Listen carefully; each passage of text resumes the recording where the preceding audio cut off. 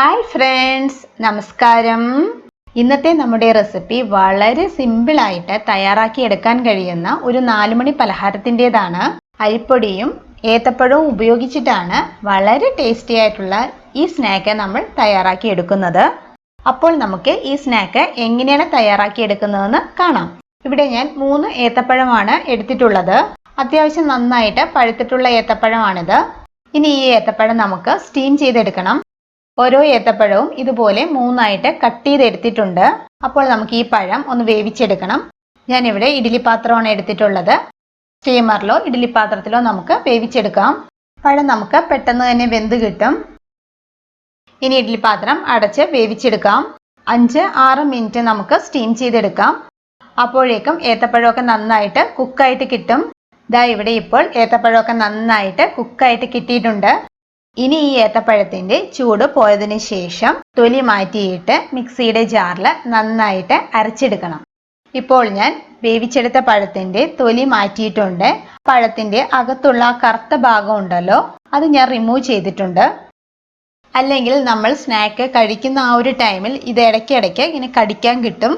ആ ഒരു കറുത്ത ഭാഗം റിമൂവ് ചെയ്തതിന് ശേഷം എടുക്കുന്നതായിരിക്കും കേട്ടോ നല്ലത്. ഇനി നമുക്ക് ഈ വേവിച്ച് വെച്ചിരിക്കുന്ന പഴം ഒരു മിക്സിയുടെ ജാറിലേക്ക് ഇട്ട് കൊടുക്കാം. ഇനി ഈ പഴം നമുക്ക് നന്നായിട്ട് അരച്ചെടുക്കണം. അപ്പോൾ ഞാൻ അരച്ചെടുത്തിട്ട് വരാട്ടോ. ദാ ഇവിടെ ഞാൻ പഴം നന്നായിട്ട് അരച്ചെടുത്തിട്ടുണ്ട്. ഇനി ഇത് ഒരു മിക്സിംഗ് ബൗളിലേക്ക് മാറ്റാം. വെള്ളം ചേർക്കാതെ തന്നെ നമുക്ക് ഈ പഴം അരച്ചെടുക്കാം. പഴം അരച്ചെടുക്കുന്ന ടൈമിൽ നന്നായിട്ട് അരച്ചെടുക്കാൻ പറ്റുന്നില്ല എങ്കിൽ അല്പം വെള്ളം ഒഴിച്ചു കൊടുത്ത് അരച്ചെടുത്തോളൂ കേട്ടോ. 1 കപ്പ് വറുത്ത അരിപ്പൊടിയാണ് നമ്മൾ ഇതിലേക്ക് ചേർത്ത് കൊടുക്കുന്നത്. അപ്പത്തിനും ഇടിയപ്പത്തിനൊക്കെ ഉപയോഗിക്കുന്ന വറുത്ത അരിപ്പൊടി ഉണ്ടല്ലോ, അതാണ് എടുത്തിട്ടുള്ളത്. അരിപ്പൊടിക്ക് പകരം നമുക്ക് ഗോതമ്പ് പൊടിയിലും ഈ സ്നാക്ക് തയ്യാറാക്കി എടുക്കാവുന്നതാണ് കേട്ടോ. 3 ടേബിൾ സ്പൂൺ ചിരകിയ നാളികേരം ആഡ് ചെയ്ത് കൊടുക്കാം. ഇനി ഇതിലേക്ക് അല്പം ഉപ്പ് ചേർത്ത് കൊടുക്കാം. ഏലക്ക പൊടിയാണ് ഇനി ചേർത്ത് കൊടുക്കുന്നത്. 5 ഏലക്ക പൊടിച്ചെടുത്തിട്ടുള്ളതാണ് കേട്ടോ ഇത്. ഇനി നമ്മൾ ചേർത്ത് കൊടുക്കുന്നത് മധുരത്തിന് ആവശ്യത്തിന് വേണ്ട ശർക്കരയാണ്. ഇവിടെ ഞാൻ 1/2 കപ്പ് ശർക്കര ഒരു 1/4 കപ്പ് വെള്ളം ഒഴിച്ച് ഉരുക്കി അരിച്ചെടുത്തിട്ടുള്ളതാണിത്. ഈ ശർക്കരപ്പാനി നമുക്ക് മുഴുവനും ആവശ്യം വരില്ല. ശർക്കരപ്പാനി കുറേശ്ശെ ഒഴിച്ചു കൊടുത്ത് മിക്സ് ചെയ്തെടുക്കാം. നമ്മൾ എടുക്കുന്ന പഴത്തിന്റെ മധുരം അനുസരിച്ചിട്ട് നമ്മൾ ചേർത്ത് കൊടുത്താൽ മതിയാകും കേട്ടോ. ശർക്കരപ്പാനി ചെറിയ ചൂടോടെ ഒഴിച്ചു കൊടുക്കണം കേട്ടോ. ഇനി നമുക്ക് കൈ കൊണ്ട് നന്നായിട്ട് മിക്സ് ചെയ്തെടുക്കണം. നമ്മൾ കൊഴുക്കട്ടയ്ക്കൊക്കെ കുഴച്ചെടുക്കില്ലേ, ആ ഒരു പാകത്തിന് വേണം ഇത് കുഴച്ചെടുക്കേണ്ടത്. നമ്മൾ ഇതുപോലെ കുഴച്ചെടുക്കുമ്പോൾ ലൂസായി പോവുകയാണെങ്കിൽ അല്പം കൂടി അരിപ്പൊടി ചേർത്ത് കൊടുത്ത് കുഴച്ചെടുത്താൽ മതിയാകും കേട്ടോ. ഇവിടെ ഞാൻ ഇപ്പോൾ 1/2 കപ്പ് അരിപ്പൊടിയും കൂടി ചേർത്ത് കൊടുത്തിട്ടുണ്ട്. അരിപ്പൊടിക്ക് നമുക്ക് അങ്ങനെ കൃത്യമായിട്ട് ഒരളവ് പറയാൻ പറ്റില്ല. നമ്മൾ എടുക്കുന്ന പഴത്തിൻ്റെയും ശർക്കരപ്പാനിയുടെയും അളവനുസരിച്ച് കറക്റ്റ് പാകത്തിന് മാവ് കുഴച്ചെടുത്താൽ മതിയാകും കേട്ടോ. ഈ ഒരു പാകത്തിന് നമുക്ക് കുഴച്ചെടുക്കണം. നമ്മൾ ചേർത്ത് കൊടുത്ത ശർക്കരപ്പാനിയും പഴവും മാത്രം മതിയാവും നമുക്കിത് കുഴച്ചെടുക്കാൻ. വേറെ വെള്ളം ചേർക്കേണ്ടി വരില്ല. ഇവിടെ ഞാൻ ആകെ 1.5 കപ്പ് അരിപ്പൊടിയാണ് കേട്ടോ എടുത്തിട്ടുള്ളത്. കയ്യിൽ മാവ് ഒട്ടിപ്പിടിക്കാതിരിക്കാൻ വേണ്ടിയിട്ട് അല്പം ഓയിലോ നെയ്യോ പുരട്ടിയതിന് ശേഷം മാവിൽ നിന്ന് കുറേശ്ശെ എടുത്ത് ഇഷ്ടമുള്ള ഷേപ്പിൽ നമുക്ക് റെഡിയാക്കി എടുക്കാം. ഞാനിവിടെ ചെറിയ ചെറിയ ബോൾസ് ആയിട്ട് ഉരുട്ടിയെടുക്കുകയാണ് കേട്ടോ ചെയ്തത്.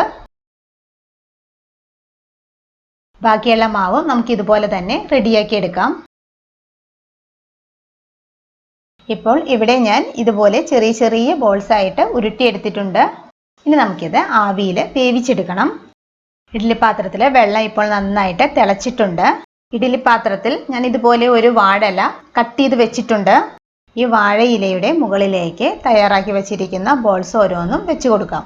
ഇതുപോലെ വാഴയിലയിൽ സ്റ്റീം ചെയ്തെടുക്കുമ്പോൾ വാഴയിലയുടെ ഫ്ലേവറൊക്കെ വന്നിട്ട് നല്ലൊരു ടേസ്റ്റ് ആയിരിക്കും നമുക്ക് കിട്ടുന്നത്. ഇനി നമുക്ക് ഇഡ്ഡലി പാത്രം അടച്ച് കുക്ക് ചെയ്തെടുക്കാം.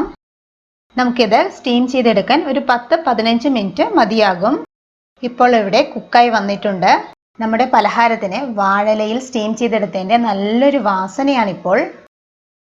അപ്പോൾ ഇത്രയേ ഉള്ളൂ. വളരെ എളുപ്പത്തിൽ വളരെ ടേസ്റ്റി ആയിട്ട് തയ്യാറാക്കി എടുക്കാൻ കഴിയുന്ന വളരെ ഹെൽത്തി ആയിട്ടുള്ള ഒരു സ്നാക്കാണിത്. കുഞ്ഞുങ്ങൾക്കൊക്കെ കൊടുക്കാൻ വളരെ നല്ലൊരു പലഹാരമാണിത്. അപ്പോൾ എല്ലാവരും ഇതുപോലെ ട്രൈ ചെയ്ത് നോക്കണം. എല്ലാവർക്കും ഉറപ്പായിട്ടും ഇഷ്ടമാകും.